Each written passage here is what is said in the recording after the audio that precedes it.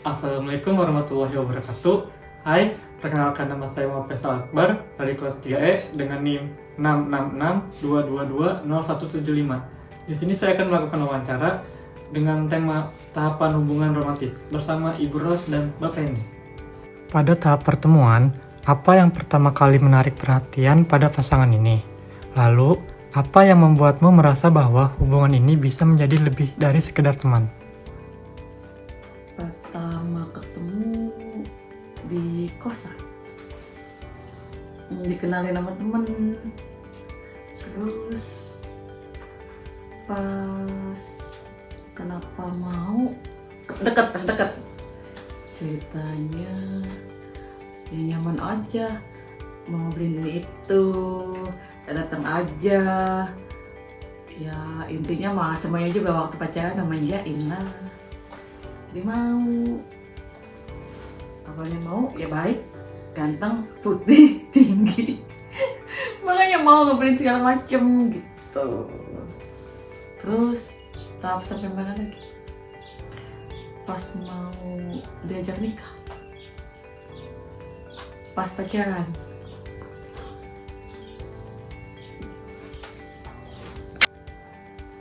Pertama kali saya ketemu sama istri saya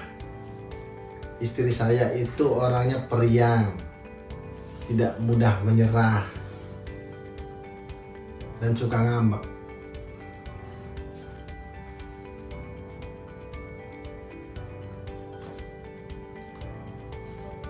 Udah, alasan saya itu dia itu apa ya, lebih perhatian,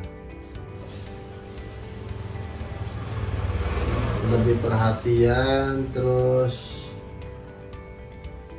suka manja-manja dikit.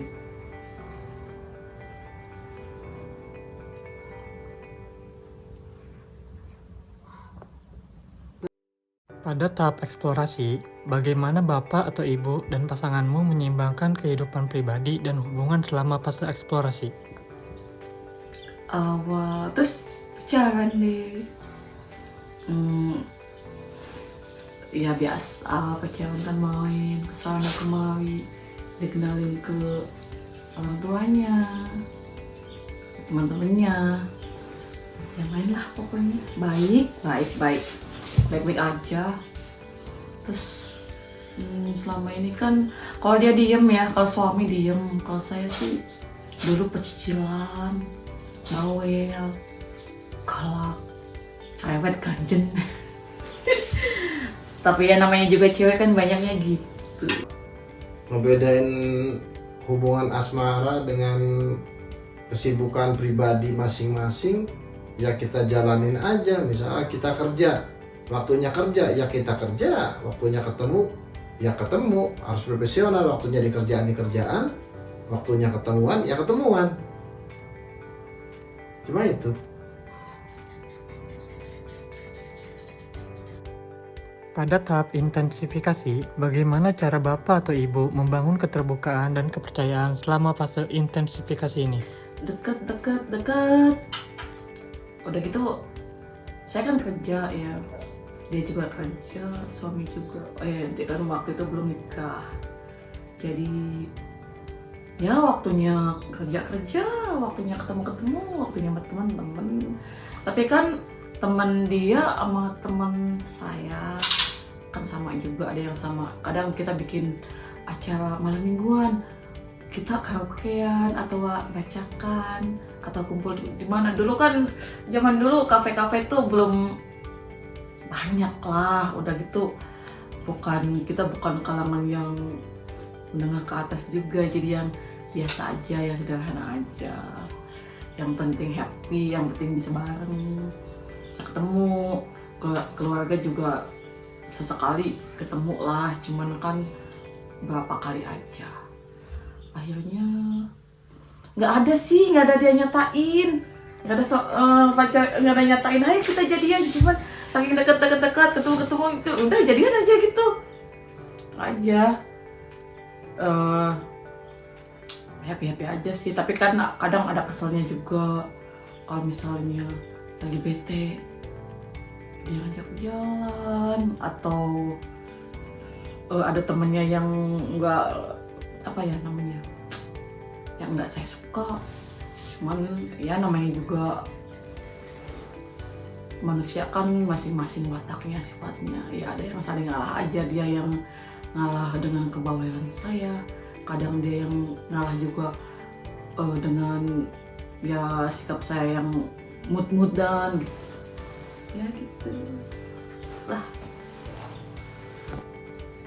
Kalau istri saya lagi main, walaupun nggak dengan saya nggak ada rasa curiga atau cemburu. Saya saling percaya aja, saling memberi kepercayaan masing-masing. Waktunya kita ketemu ya kita ketemu, waktunya kerja, mungkin dia jenuh dengan saya mau main dengan temennya, oh silahkan. Makanya saya nggak pernah yang namanya ada rasa cemburu atau gimana. Istri saya pun kayak begitu.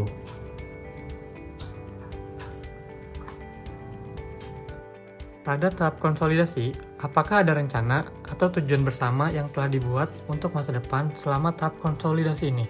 Makin dekat. Terus ya seminggu tuh ketemu 3 kali lah. Soalnya kan saya juga kerja, dia juga.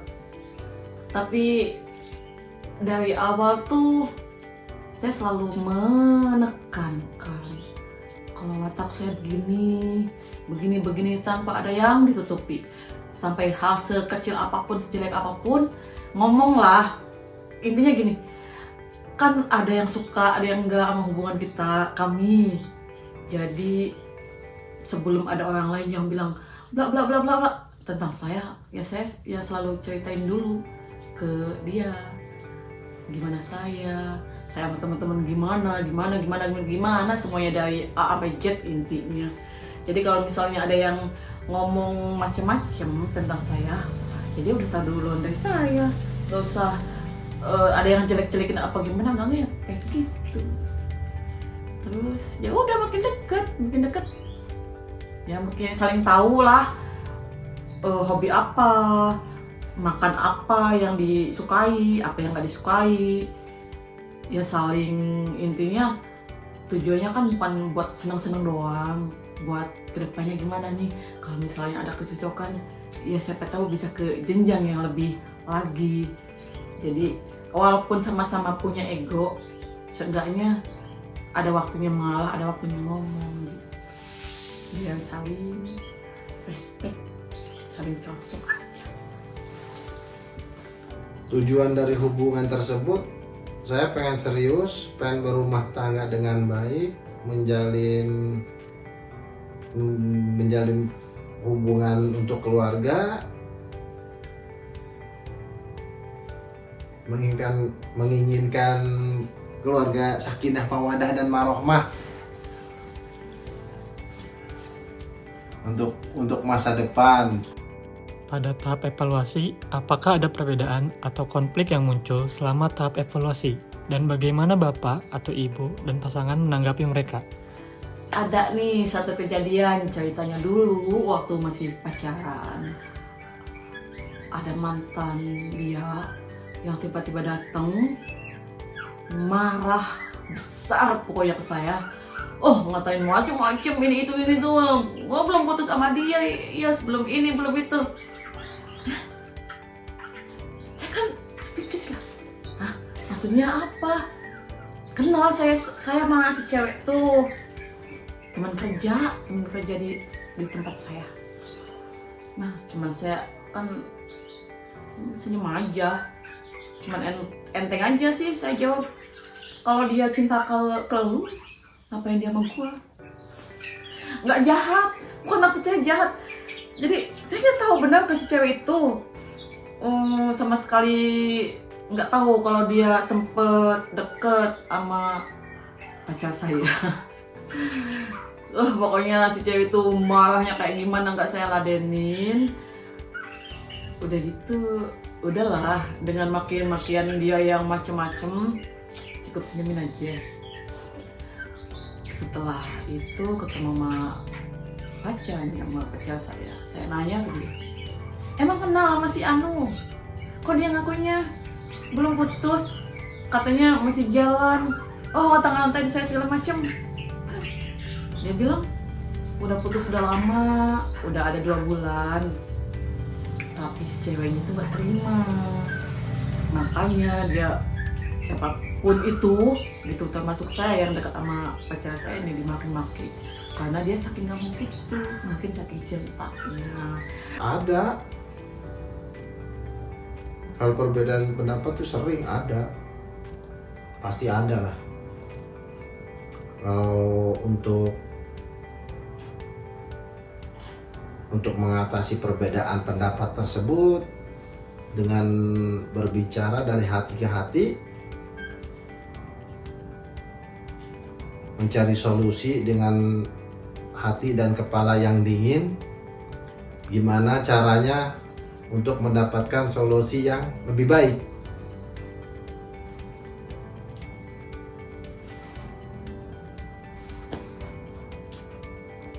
Pada tahap komitmen, bagaimana Bapak atau Ibu menyeimbangkan kebutuhan individual dengan komitmen pada hubungan jangka panjang? Makin deket, pokoknya makin saling tahu lah, jeleknya gimana, baiknya gimana, bagusnya gimana. Pokoknya hubungannya makin membaik dan bisa menyesuaikan waktunya berdua, waktunya kumpul sama teman-teman, waktunya kerja, nggak ada masalah. Jadi ya udah, komitmen kita untuk tetap bersama, udah kita jalani, kita lanjut aja. Semoga aja yang tadi tuh makin kedepannya makin lebih bagus lagi sebelum ke jenjang yang lebih berikutnya. Tapi emang menuju jenjang yang itu, soalnya dia nih, pacar nih, kayaknya ya karena dia cowok rumahan yang dia nggak begitu suka keluar ke ya macam kumpul sama ya, bukan zaman sekarang ya, ini kan 21 tahun yang lalu, belum secanggih zaman sekarang ya. Dulu kumpul juga belum ya 1-2 doang yang megang HP. Jadi waktu itu emang kalau kita kumpul nggak ada yang namanya kita kumpul mainin HP salah satu atau selfie foto-foto kayak gitu, nggak ada. Jadi intinya saling nyaman aja, saling nerima apa adanya, nggak usah ditutupin nih gue kayak gini, lu kayak gini, ya apa adanya aja, nggak ada yang saling ditutupin pokoknya, supaya taunya bukan dari siapa-siapa, dari sendiri masing-masing gitu. Jadi kalau ada yang ya tadi tuh ngejelekin segala macem, nggak bakal mempan, lu udah sering tahu gitu. Imbangi diri. Kalau sudah punya pasangan, waktunya kita bekerja, ya kita harus komitmen ke kerjaan. Kalau waktunya kita ketemu, ya harus komitmen juga, kita harus bertemu. Jadi ada waktu-waktunya, nggak harus setiap hari atau setiap jam kita harus ketemu, nggak perlu. Kita juga punya kesibukan masing-masing. Kayak istri saya punya kesibukan untuk bekerja di perusahaannya masing-masing. Begitu juga saya. Itu komitmen saya seperti itu. Jadi nggak harus setiap hari atau setiap waktu harus ketemu. Pada tahap stabilitas, apa yang menjadi fondasi atau nilai utama dalam memelihara hubungan yang stabil ini? Mesti bangun pagi, biasanya bangun siang, namanya udah jadi istri kan. Mana dalam keadaan hamil, ini ya, jadi ekonomi yang biasa aja, sedangkan kebutuhan ini itu lumayan banyak.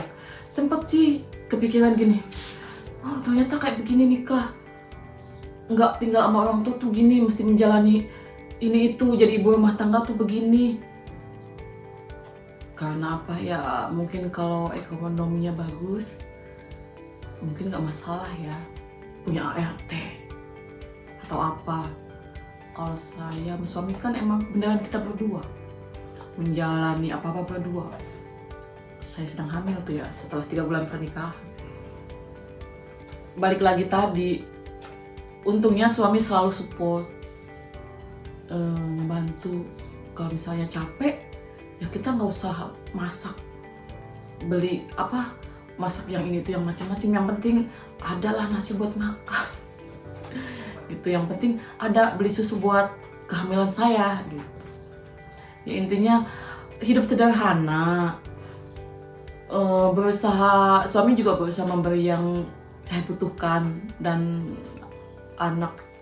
calon anak kami butuhkan.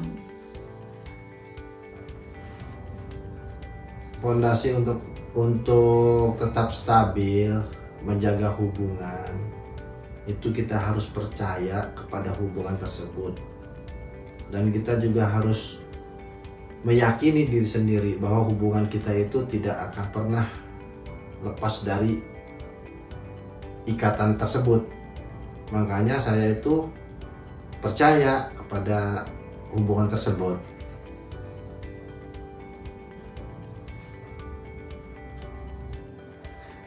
Berjanji untuk hal-hal yang tidak diinginkan, apalagi mengecewakan pasangan saya.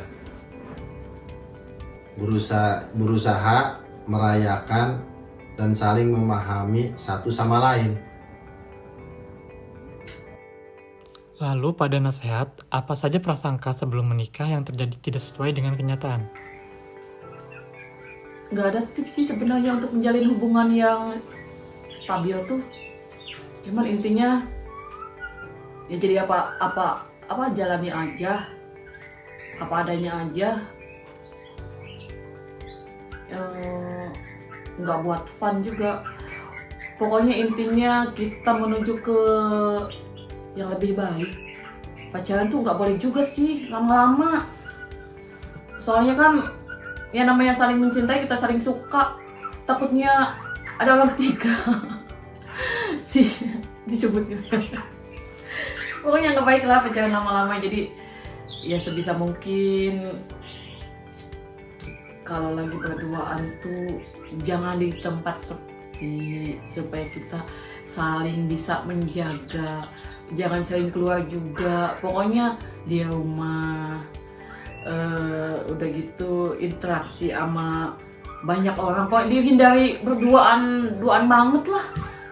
Intinya supaya nggak macem-macem, nggak kebablasan, atau nggak melakukan hal-hal yang tidak diinginkan yang merusak diri kita.